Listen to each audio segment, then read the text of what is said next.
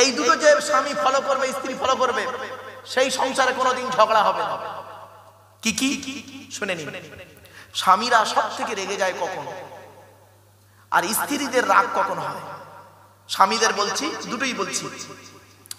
নারীদের সব থেকে বেশি রাগ হয় একটা জায়গায়, বউ যদি অন্যায় করে, দুঘা মারলে বউ সহ্য করবে, খেতে না দিলে অভাবের সংসারে সহ্য করবে, দুটো গালি দিলে সহ্য করবে। কিন্তু যদি আপনি আপনার স্ত্রীকে ওর মা বাপ তুলে যদি গালাগালি করেন, বড্ড রাগ হয়। মেয়েদের জিজ্ঞাসা করবেন, মেয়েরা সব সহ্য করবে। ওর মা বাপ তুলে যদি গালাগালি করেন না, ওর কলজে মাথা আগুন হয়ে যাবে এটা। আর স্বামী খবরদার, আল্লাহ নবী নিষেধ করেছে, হারাম হারাম হারাম। নবীজি বলেছেন, আমার কথা নয়। ওই সমস্ত স্বামীরা হলো জাহান্নামী যে স্বামী তার স্ত্রীর পিতামাতার গালিগালাজ করে। স্ত্রীর পিতামাতা কে বাবা? বাবা বলো না। শ্বশুর শাশুড়ি, শ্বশুর শাশুড়ি যারা গালাগালি করে, শ্বশুর শাশুড়ি যারা গালাগালি করে, ওই স্বামীদের প্রতি আল্লাহর গজব, আল্লাহর গজব, আল্লাহর গজব। খবরদার, অনুরোধ করে বলছি, শ্বশুর শাশুড়ি গালাগালি করবেন না, আল্লাহ নবী নিষেধ করেছে, আমি বলিনি। আর স্বামীদের সব থেকে বড় রাগ কোথায় হয় জানেন? এই মা বোনেরা শুনে নাও, স্বামীদের সব থেকে বড় রাগ কোথায় হয়? যখন স্বামী কথার উপরে স্ত্রী যখন কথা বলে, স্বামী কথার উপরে স্ত্রী যখন কথা বলে, প্রচন্ড রাগ হয় স্বামীদের। মা বোনেদের বলে যাচ্ছি, স্বামী যখন রেগে যাবে, তুমি তখন চুপ থাকবে। তুমি যা মনে রাখো, তুমি চুপ থাকলে মানে তুমি হেরে গেলে না, তুমি চুপ থাকলে মানে জিতে গেলে। স্বামী যখন রেগে যাবে, তুমি চুপ থাকবে। কিছুক্ষণ পরে ওর রাগটা যখন কমে যাবে, পুরুষ জাতটা এমন জাত না, ও যখন রাগটা কমে যাবে, তুমি নারী, তুমি স্ত্রী, ওকে ভালো করে বোঝাবে, ওই স্বামী তখন তোমার কাছে ক্ষমা চাইবে। কিছু মনে করো না, আমি রাগের মাথায় না বলে ফেলেছি, কিছু মনে করো না। পুরুষ জাতি হলো এই রকম, নারী পুরুষ জাতিকে চিনতে পারলো না, আর পুরুষ নারী জাতিকে চিনতে পারলো না। এই জন্যই স্বামী স্ত্রীর ঝামেলা হয়। আল্লাহর নবী বলেছেন, স্বামী স্ত্রী এক বাসনে খাবার খাবে, এক বাসনে খাবার খেতে বসবে। আল্লাহর নবী আম্মা জান আয়েশা এক বাসনে খাবার খেতেন। আল্লাহর নবী বলেছেন, স্বামী কি যখন খেতে বসবেন, স্ত্রীর গালে খাবার তুলে দেবেন। স্ত্রী যখন খেতে বসবে, স্বামীর গালে খাবার তুলে দেবে। আল্লাহর রহমত, ভালোবাসা আল্লাহ বাড়িয়ে দেবে। আর এরা কি করে জানেন? বিয়ের আগে প্রেম করেছে, প্রেমিক প্রেমিকা রেস্টুরেন্টে গিয়ে এক প্লেট চাউমিন 4 ঘন্টা ধরে খাচ্ছে, তবুও মাল শেষ হয় না। আর বিয়ের পরে এক বাসন ভাত, মাল 5 মিনিটে শেষ।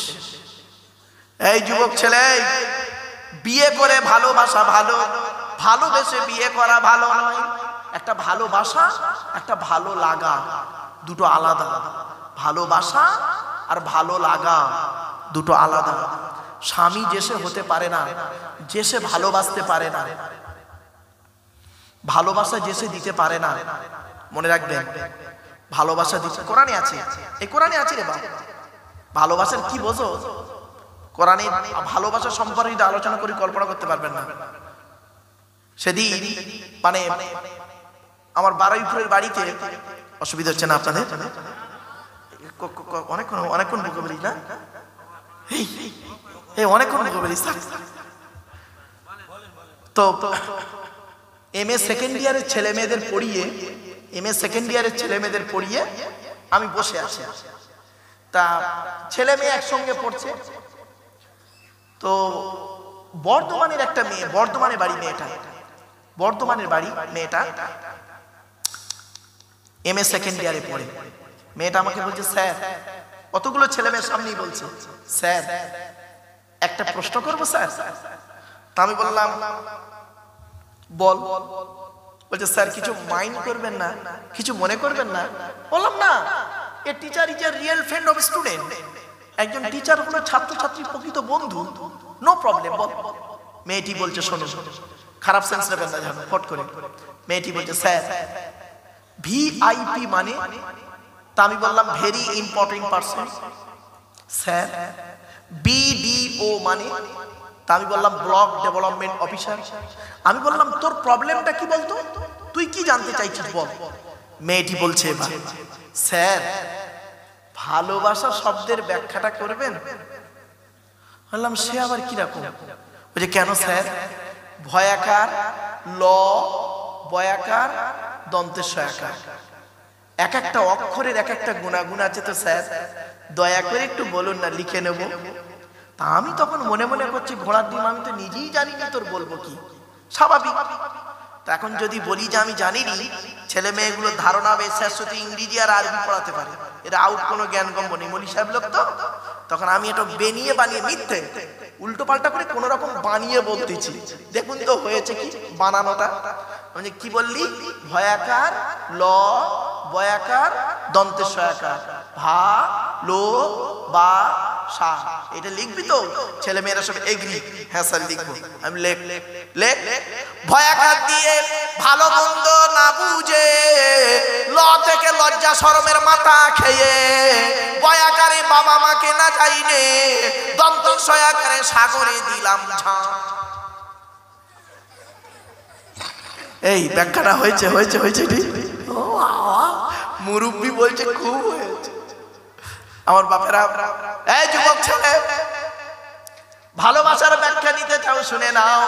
এবার আরবিতে ব্যাখ্যাটা করি, কোরআন হাদিস দিয়ে ব্যাখ্যাটা করি। ভয়াকার দিয়ে ভালো মন্দ না বুঝে, ভয়াকার দিয়ে ভালো মন্দ না বুঝে, আবু বকর সিদ্দিক রাদিয়াল্লাহু তাআলা আনহু ভালো মন্দ কিছুই বোঝেনি। সর্বপ্রথম নবীর উপরে কালেমা পড়ে ঈমান এনে মুসলমান হলো। ভালো মন্দ কিচ্ছু বোঝেনি আবু বকর, ঠিক না বেটি? ল থেকে লজ্জা শরমের মাথা খেয়ে হযরতে উমর করলো কি? খোলা তরোয়াল নিয়ে এলো, মুহাম্মদ সাল্লাল্লাহু আলাইহি ওয়াসাল্লামকে কতল করবে। লজ্জা শরমের মাথা খেয়ে তরোয়ালটা ফেলে দিয়ে ইসলামের কালেমা পড়ে মুসলমান হয়ে গেল।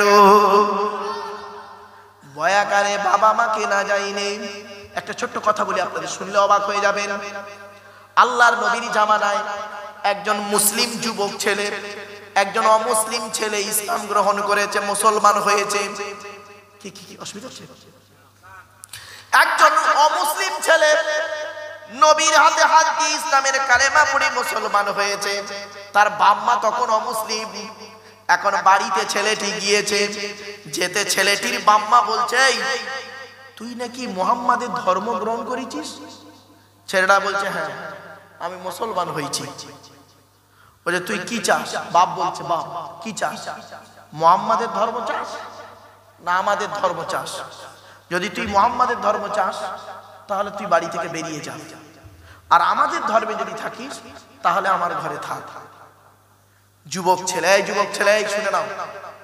ছেলেটি চিন্তা করছে, কিছুক্ষণ চিন্তা করে বলছে, বাড়ি ছাড়তে পারি, বাপ ছাড়তে পারি, মা ছাড়তে পারি, আমার নবীর ধর্ম ছাড়তে পারি না। সঙ্গে সঙ্গে বাপ বলল, বেরিয়ে যা, বেরিয়ে যা। সঙ্গে সঙ্গে গেট থেকে যখন বেরিয়ে যাচ্ছে, গেটের কাছেই বাপ বলছে, দাঁড়া দাঁড়া, চলে যাচ্ছিস না?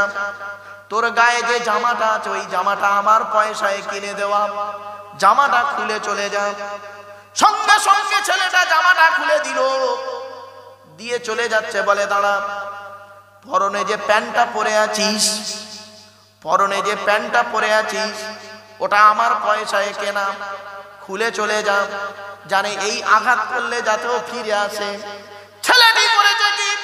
সঙ্গে সঙ্গে পরনের কাপড়টা খুলে দিয়ে দুটো হাত দিয়ে লজ্জাস্থানটাকে ঢেকে রাস্তা দিয়ে বের হয়ে পড়েছে। রাস্তায় একজন মানুষকে দেখতে পেয়ে বলছে, ও মুসলমান ভাই রে, বড় বিপদে পড়েছি, এক টুকরো কাপড় যদি তুমি দাও আমাকে। সেই মুসলমান লোকটা করেছে কি, অল্প একটু কাপড় দিয়েছে, সেই কাপড়টাকে কোন রকম লজ্জাস্থান ঢেকে ছেলেটি রাসূলুল্লাহর দরবারে এসেছে। যখন কাঁদতে কাঁদতে রাসূলুল্লাহর দরবারে ছেলেটি এসেছে, আল্লাহর নবী বলছে, যুবক রে, তোরে এমন অবস্থা করলো কে? ছেলেটি বলছে, ইয়া রাসূলুল্লাহ, ইসলাম গ্রহণ করার কারণে বাপ বাড়ি থেকে বের করে দিয়েছে, গায়ের জামাটাও খুলে নিয়েছে, পরনের প্যান্টটাও খুলে নিয়েছে, কোন রকম লজ্জাস্থান ডেকে ইয়া রাসূলুল্লাহ আপনার দরবারে এসেছি, আমার আর কেউ নাই। আল্লাহর নবী সেই সময় কি বলেছিলেন শুনে নেন। এই মদিনার মুসলমানেরা, আজকের দিনে যদি ওই যুবককে যে কাপড় পরাবে, কিয়ামতের মাঠে আল্লাহ জান্নাতে তার কাপড় পরিয়ে দেবে। ভয়াকারে বাবা মাকে না যাইনে, কি বুঝলে? দন্তের একটা ব্যাখ্যা করব। তাহলে ভয়াকার ল ভয়াকার হলো, আর বাকি আছে কি? দন্তের সয়াকারে সাগরে দিলাম ঝাঁপ। শুনে নিন, আফ্রিকার জঙ্গলে যাচ্ছে ইসলাম প্রচার করতে। খালেদ বিন ওয়ালিদ হলেন ইসলামের তখন নেতা করে। আল্লাহর নবী খালেদ বিন ওয়ালিদকে নেতা করে পাঠাচ্ছেন। করেছে কি জানেন? খালেদ বিন ওয়ালিদকে নেতা করেছেন, যাচ্ছে আফ্রিকার জঙ্গলে পার করে, নদী পার করে ওপারে ইসলাম প্রচার করতে হবে। খালেদ বিন ওয়ালিদের সঙ্গে রয়েছে অনেক ঘোড়া, রয়েছে অনেক সৈন্য রয়েছে। যখন যাচ্ছে সামনে নদী পড়েছে, প্রচুর টান, নদী প্রচুর টান যাচ্ছে। তখন পেছনে যারা আছে তারা বলছে, খালেদ বিন ওয়ালিদ তো নেতাকে বলছে, সর্দারকে বলছে, স্যার, হে আমিরুল মুমিনিন, হে আমিরুল মুমিনিন, আমরা এত টান যাচ্ছে নদীর, কি করে ঘোড়া নিয়ে ঝাঁপ মারবো? আমরা সকলে ডুবে মরে যাব। তখন উনি বলেছিলেন, আমি খালিদ বিন ওয়ালিদ বলছি, জীবনটা শুধু কারণ নয়, আল্লাহর জন্য, নবীর জন্য, আল্লাহর ভালোবাসায় আমি ঘোড়া নিয়ে আল্লাহু আকবার বলে, বিসমিল্লাহ আল্লাহু আকবার বলে নদীতে ঝাঁপ দেবো। তোমরা যদি সত্যিকারের নবীর প্রেমিক ভালোবাসো, আর ইসলামকে যদি ভালোবাসো, তাহলে আমার সঙ্গেও তোমরা নদীতে ঝাঁপ দেবে। দেখি আল্লাহ তকদিরে যেটা রেখেছে সেটাই হবে। বিসমিল্লাহ আল্লাহু আকবার বলে যখন নদীতে ঝাঁপ দিল, সকলে নদীর ওপারে চলে গেল, পার হয়ে গেল। যাওয়ার পরে আমিরুল মুমিনিন বলছে, আচ্ছা তোমাদের কি কারোর কিছু হারিয়ে গেছে?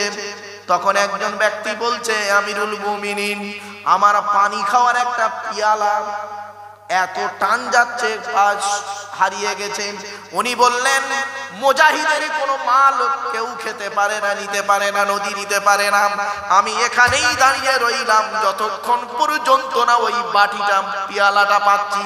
কিছুক্ষণ পরে দেখা গেল একটা মাছ করেছে কি মুখে করে, ওই পিয়ালাটা এনে খালেদ বিন ওয়ালিদের কাছে তুলে দিল। ভালোবেসে নদীতে ঝাঁপ, কিছু বুঝতে পারছো? আর এ মূর্খরা করে কি, প্রেমে আঘাত পেয়েছে নদীতে ঝাঁপ দিচ্ছে, বোকা, গলায় দড়ি দিচ্ছে, প্রেমে আঘাত পেয়েছে গলায় দড়ি দিচ্ছে। আল্লাহর নবীর মা আমিনা বর্ণনা করছেন, প্রত্যেক বাচ্চা মায়ের পেট থেকে যখন আসে, তাদের হাতগুলো মুঠো মারা অবস্থায় থাকে, ঠিক না বেটি? আল্লাহর নবীর মা আমিনা বলছেন, আমার বাচ্চা মুহাম্মদ যেদিন পৃথিবীর মুখ দেখলো, লক্ষ্য করে দেখি বাচ্চার হাত দুটো মুঠো মারা অবস্থায় ছিল না রে, বাচ্চার হাত দুটো মোনাজাত অবস্থায় ছিল। 2 নাম্বার, প্রত্যেক বাচ্চা মায়ের পেট থেকে পৃথিবীর মুখ দেখলে চিৎকার করে কেঁদে ওঠে। আমার বাচ্চা মুহাম্মদ যেদিন পৃথিবীর মুখ দেখলো, বাচ্চা চিৎকার করে কেঁদে ওঠেনি, বাচ্চার কপালটা মাটিতে সাজদা অবস্থায় ছিল। 3 নাম্বার, প্রত্যেক বাচ্চা মায়ের পেট থেকে পৃথিবীর মুখ দেখলে বাচ্চার নাভির সঙ্গে মায়ের নাভিটা জোড়া থাকে, ডাক্তার বা নার্সের মেয়েরা কেটে দিয়ে বেঁধে দেয়। নবীর মা আমিনা বর্ণনা করছেন, আমার বাচ্চা মুহাম্মদ যেদিন পৃথিবীর মুখ দেখলো, লক্ষ্য করে দেখি বাচ্চা মায়ের পেট থেকে আল্লাহ নাড়ি কাটা অবস্থায় পাঠিয়েছে। 4 নাম্বার, প্রত্যেক বাচ্চা মায়ের পেট থেকে পৃথিবীর মুখ যখন দেখে, পুত্র সন্তান হলে 12 বছর বয়সের আগে তাদের খাতনা বা মুসলমানি করেন, ঠিক না বেটি? আপনারা কি বলেন বাবা, খাতনা বলেন না মুসলমানি? খাতনা খাতনা মুসলমানি, তাই তো? এই মুসলমানি বা খাতনা সর্বপ্রথম কার হয়েছিল শুনে নিন।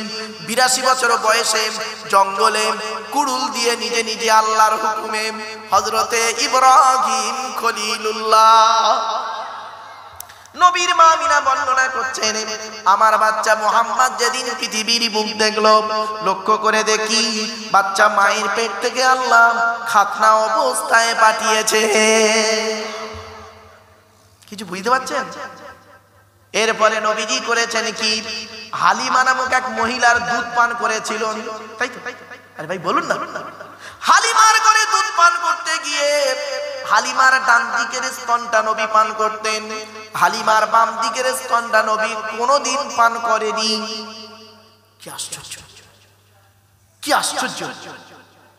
একদিন হালিমা ওর প্রাণের স্বামীকে বলছে, প্রাণের স্বামী, এত বাচ্চার দুধ খাইয়েছি, এই বাচ্চাটা ব্যতিক্রম। বলে কেন? বলে আমার ডান দিকের স্তন পান করে, বাম দিকটা কোনোদিন পান করে না। সেই দিন হালিমার স্বামী হারেস বলেছিলেন, ও হালিমা, এ বাচ্চাটা যাতা বাচ্চা নয়, এ বাচ্চার প্রতি তুমি লক্ষ্য রেখো। বহুদিন হয়ে গেছে, নবীজির বয়স হয়ে গেছেন এবং হালিমা বৃদ্ধা হয়ে গেছেন। মা হালিমা করেছেন কি, জীবনের শেষবারে নবীজির সঙ্গে দেখা করতে আসছেন। বৃদ্ধা হালিমা লাঠি ধরে ধরে কেঁপে কেঁপে যখন কাছাকাছি আসছেন, নবীজি দূর থেকে লক্ষ্য করেছেন একজন মহিলা আসছেন আমার কাছে। কাছাকাছি যখন এসেছে দেখছেন আমার দুধমাতা হালিমা তো সাদিয়া। কাছাকাছি যখন এসেছেন নবীজি কি করছে এবার শুনুন। কাছে তো কিছুই নাই, কি করে বসতে দিই। সঙ্গে সঙ্গে নবীর গায়ে ছিল একটা চাদর মোবারক, নবীর গায়ে ছিল চাদর মোবারক। নবীজি নিজের গায়ের চাদরটা নিজের গা থেকে চাদর মোবারকটা খুলে দুধমা হালিমাকে দিলেন বিছিয়ে বসতে। আচ্ছা, নবীজি তার গায়ের চাদর খুলে বিছিয়ে দিলেন বসতে কোন মাকে? জোরে বলুন, কোন মা? দুধ মা, নিজের মা নয়। নিজের মা তো সেই 6 বছর বয়সে মারা গেছে। এই মুসলমানের বাচ্চা, এই মুসলমানের বাচ্চা, তোমার লজ্জা করে না? তোমার নবী করেছে কি, তার গায়ের চাদর খুলে বিছিয়ে দিয়েছে দুধ মা হালিমাকে বসতে, আর তুমি কি করেছো? তুমি নাকি নবীর ভক্ত? ছি ছি ছি ছি ছি ছি, লজ্জা করা উচিত। তুমি নাকি নবীর ভক্ত, তুমি কি করেছো? তুমি ঘুমাও খাটে, তুমি ঘুমাও খাটে গদিতে, তোমার বুড়ো বুড়ি বাপ আর মা ঘুমায় মাটিতে চেটায়। ঠিক না বেঠিক? আবার বলে আমি একজন নবীর ভক্ত, নবীর প্রেমী। লজ্জা করা উচিত। তোমার নবী করেছে কি, তার গায়ের চাদর খুলে বিছিয়ে দিয়েছে দুধ মা হালিমাকে বসতে, আর তুমি কি করেছো? তুমি ঘুমাও খাটে, তোমার বুড়ো বুড়ি বাম্মা ঘুমায় চেটায় মাটিতে, তুমি আবার বলো আমি নবীর ভক্ত। লজ্জা করা উচিত। তুমি জাতির কলঙ্ক, সমাজের কলঙ্ক। এই কোরআনে লেখা আছে আল্লাহর নবীদের পরেই স্থান হলো বাপ আর মায়ের। এজন্য যাদের বাড়িতে বুড়ো বুড়ি বাম্মা বেঁচে আছে, যাদের বাড়িতে বুড়ো বুড়ি বাপ আর মা বেঁচে আছে, জীবনে কোনোদিনই বুড়ো বুড়ি বাম্মাকে কাঁদাবেন না। ও বন্ধু, যাদের বাড়িতে বুড়ো বুড়ি বাপ আর মা বেঁচে আছে, তাদের বাড়িতে আল্লাহর রহমত ঝরে ঝরে পড়বে। এই ছেলে, বাড়ি থেকে যখন বেরোবে, বাপ আর মায়ের দোয়া নিয়ে বাড়ি থেকে বেরোবে। বাপ আর মায়ের দোয়া যদি তোমার সঙ্গে থাকে, লরির তলার ভেতরে ঢুকে যাবে, গাড়ির তলার ভেতরে ঢুকে যাবে। আমার আল্লাহ করবে কি, বাম্মার দোয়ার ওসিলায় গাড়ির তলার ভেতর থেকে জীবিত টেনে বের করে আনবে। বাম্মার দোয়া এমন দোয়া, বাপের ভাত দেয় না, মার ভাত দেয় না, ও নাকি আমার ওয়াজ শুনবে। ছি ছি, লজ্জা করা উচিত। বাপের ভাত দেয় না, নিজের বাপকে একটা লুঙ্গি কিনে দিয়েছে, তার দাম মাত্র 300 টাকা, আর শ্বশুরকে যে মালটা কিনে দিয়েছে তার দাম 1300 টাকা। অভাগিনী মাকে একটা শাড়ি কিনে দিয়েছে, তার দাম 500 টাকা, আর শাশুড়িকে যে মালটা কিনে দিয়েছে তার দাম 2500 টাকা। লজ্জা করে না? নবীজি বলেছেন পৃথিবী ধ্বংসের লক্ষণ হলো নিকটবর্তী লোকের সঙ্গে মহব্বত থাকবে না, দূরবর্তী লোকের সঙ্গে মহব্বত তৈরি হবে। ঠিক না বেটি? নিকটবর্তী লোকের সঙ্গে মহব্বত থাকবে না, দূরবর্তী লোকের সঙ্গে মহব্বত তৈরি হবে। নিজের বাপের প্রতি ভালোবাসা নেই, শ্বশুরের প্রতি ভক্তি খুব বেশি। অভাগিনী মায়ের প্রতি ভালোবাসা নেই, শাশুড়ির প্রতি মহব্বত খুব বেশি। দেখতে দেখতে প্রায় 2.5 ঘন্টা বকে ফেলি গো বাপ। হ্যাঁ, 2.5 ঘন্টা পার হয়ে গেছে কখন। বাপেরা একটু নবীর শানে একটু দাঁড়িয়ে একটু সালাত ও সালাম পাঠ করবো বাবা, একটু দাঁড়িয়ে সালাত ও সালাম পাঠ করবো। ইয়া নবী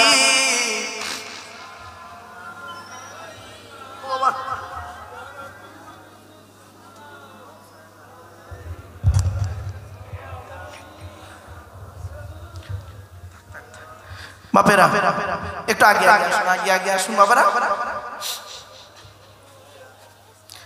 এ বাবা ইউটিউব ওয়ালারা তোরা যেন উল্টো পাল্টা ছবি যাবা দিস নি, সব পুরাতন ছেলে সব এরা উল্টো পাল্টা ছবি দিস নি বাপ, আর বাজে বাজে হেডিং দিস না বাবা, মানুষ ভুল বার্তা পৌঁছে যাবে তো, খবরদার নয় বাপেরা। একটা কথা আপনাদের বলি, এই যে আমরা দাঁড়িয়ে নবীর প্রতি সালাম পাঠ করছি, এই দাঁড়ানোটার আরবি হলো কিয়াম। কি বললাম বাবা? কিয়াম। এই দাঁড়ানোটার আরবি হলো কিয়াম। এই দাঁড়ানো আর বসা নিয়ে দেখবেন ইউটিউবে মৌলবীদের মধ্যে গালাগালি খেস্তা খিস্তি চলছে, ঠিক না বেটি? খবরদার না, ওটা করবেন না। শুনে নিন, আমি বলে দিচ্ছি বাবা, আপনাদের টেনশন নিতে হবে না। আল্লাহ পাক কোরআনে বলেছেন ওয়াসাল্লিমু তাসলিমা, তোমরা নবীর প্রতি আন্তরিকতার সঙ্গে সালাম পাঠ করো। কিভাবে সালামটা পাঠ করবেন, দাঁড়িয়ে পড়বেন না বসে পড়বেন না শুয়ে পড়বেন, ওটা কিন্তু আল্লাহ বলে দেয়নি। আপনি আপনার নবীকে কিভাবে সম্মান দেবেন ওটা আপনাদের ব্যাপার, ঠিক না বেঠিক বাপ? তবে কোরআনে আল্লাহ পাক বলেছেন আল আমরু লিল উজুব মুসাল্লামাস সুবুত, আল্লামা মহিবুল্লাহ বিহারী রহমাতুল্লাহ আলাইহির লেখা। এটা কথাটা মাথায় রাখবেন, মনে রাখবেন। সালাম করতে হবে, এবার সে কিভাবে পড়বেন ওটা আপনার ব্যাপার। আচ্ছা বলেন, এখন তো দাঁড়ালেন সকলে, নামাজের মধ্যে নবীর প্রতি সালাম পাঠ করা হয় না? আবার বলেন না। আচ্ছা নামাজে আত্তাহিয়াতু পড়েন তো? আচ্ছা আত্তাহিয়াতুর মধ্যে নবীর প্রতি সালাম নেই? আত্তাহিয়াতু লিল্লাহি ওয়াস সালাওয়াতুত তাইয়্যিবাত আসসালামু আলাইকা আইয়ুহান নাবিয়্যু, নবীর প্রতি সালাম পাঠ করলাম। আচ্ছা আত্তাহিয়াতু আপনারা দাঁড়িয়ে পড়েন না বসে পড়েন? বসে বসে দেখেছেন। এই জন্য এই দাঁড়ানো আর বসা নিয়ে মারামারি করবেন না, অনুরোধ করে বলছি।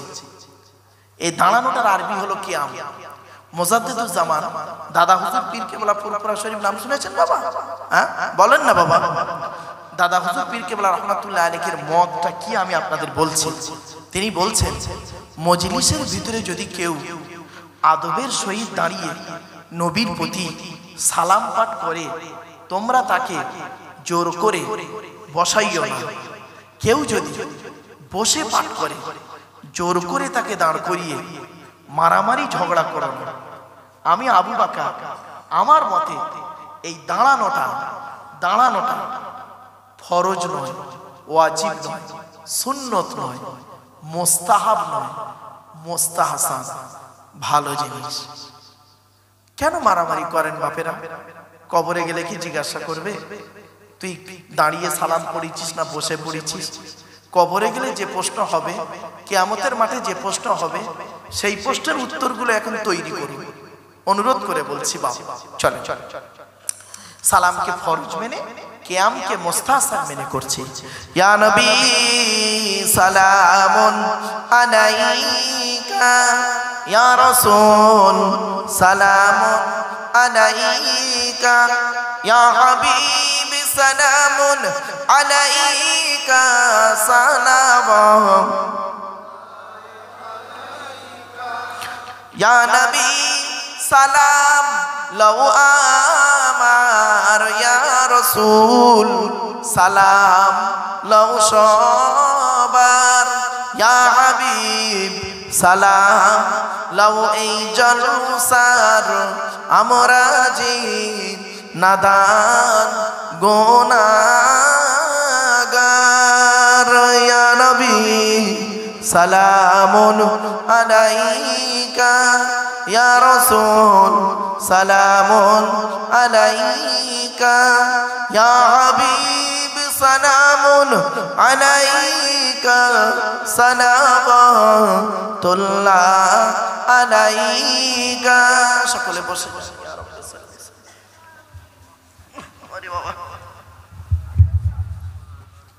সকলে বিসমিল্লাহ সূরা ফাতিহা শরীফ একবার, 3 বার সূরা ইখলাস, কুল আল্লাহ, বেজোর সঙ্গে কয়েকবার দরুদ শরীফ পাঠ করুন। বাড়ির মা বোনেরা সকলে মোনাজাতে শামিল হবে।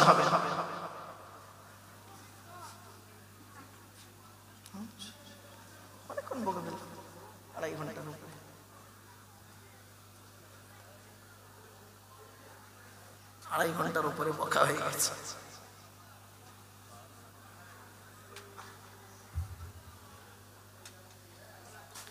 আল্লাহ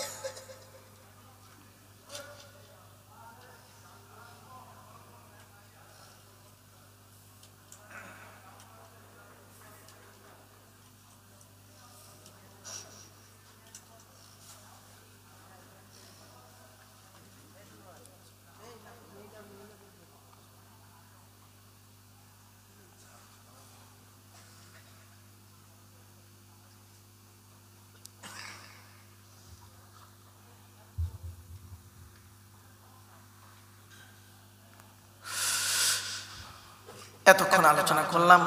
বাপেরা, ভাষাগত দিক থেকে ত্রুটি হলে ক্ষমা করবেন। ভালো থাকুন, সুস্থ থাকুন, মানুষকে ভালোবাসুন, অন্তরে জিলিপির প্যাঁচটা ছাড়িয়ে দিন। নামাজ পড়ুন, নামাজ কারোর জন্য মাপ নাই। নামাজ পড়ুন, রোজা রাখুন, অর্থ থাকলে হজ করুন, যাকাত আদায় করুন, স্ত্রীর হক আদায় করুন, পিতামাতার সেবা যত্ন করুন, ভাই ভাই মিলেমিশে চলুন, প্রতিবেশীর উপকার করুন। মানুষের উপকার করতে না পারলে ক্ষতি করতে যাবেন না। অনুরোধ করে বলে যাচ্ছি, হালাল খাবার খান, হারামকে বর্জন করুন, হালালকে গ্রহণ করুন। অনুরোধ করে বলে যাচ্ছি, ছেলে মেয়েদেরকে লেখাপড়া শেখান।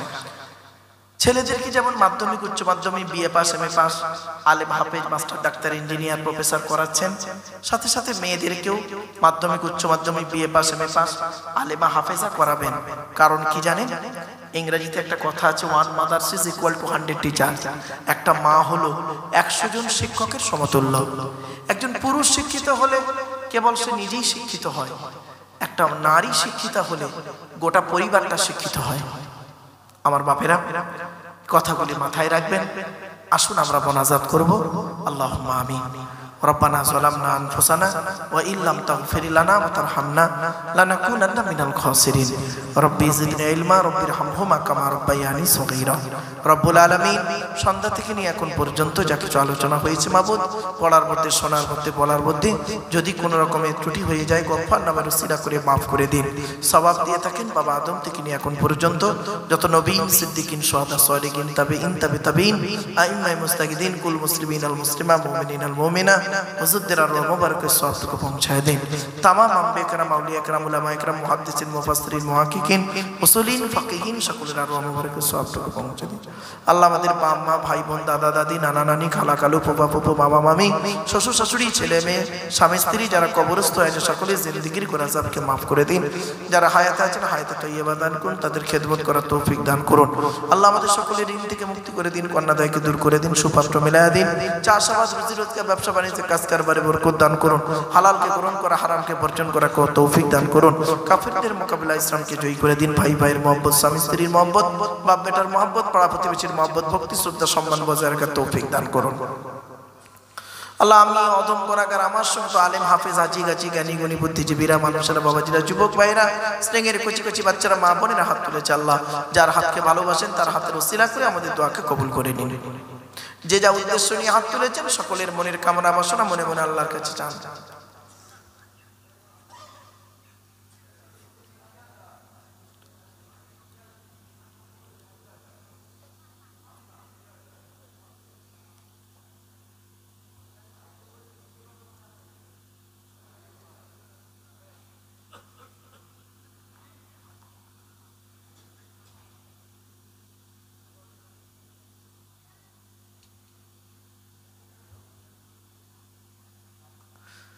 اللهم إني أعوذ بك من الهم والحزن وأعوذ بك من العجز والكسل وأعوذ بك من الجبن والبخل وأعوذ بك من غلبة الدين وقهر الرجال আল্লাহ ঋণ মুক্ত সুদ মুক্ত জেনা মুক্ত শিরক মুক্ত পাপ মুক্ত জীবন যাপন করার তৌফিক দান করুন আল্লাহ এই জলসার সভাপতি সেক্রেটারি কেশিয়ার কমিটি বক্তা শ্রোতা হালাল মাল থেকে তাবারুকে কবুল করে নিন আল্লাহ আল্লাহ এই মিশনকে কবুল করে নিন সভাপতি সেক্রেটারি কেশিয়ার কমিটি শিক্ষকগণ শিক্ষিকাগণ এবং শিক্ষার্থীরা যারা আছে সকলকে কবুল করে নিন আল্লাহ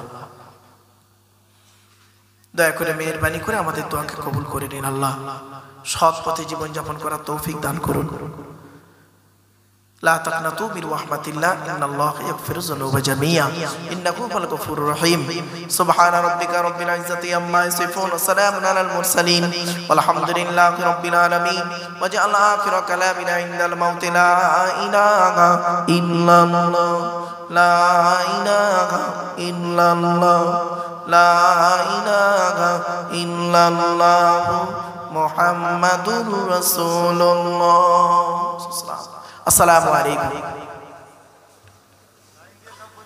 সকলে লাইন দিয়ে বসে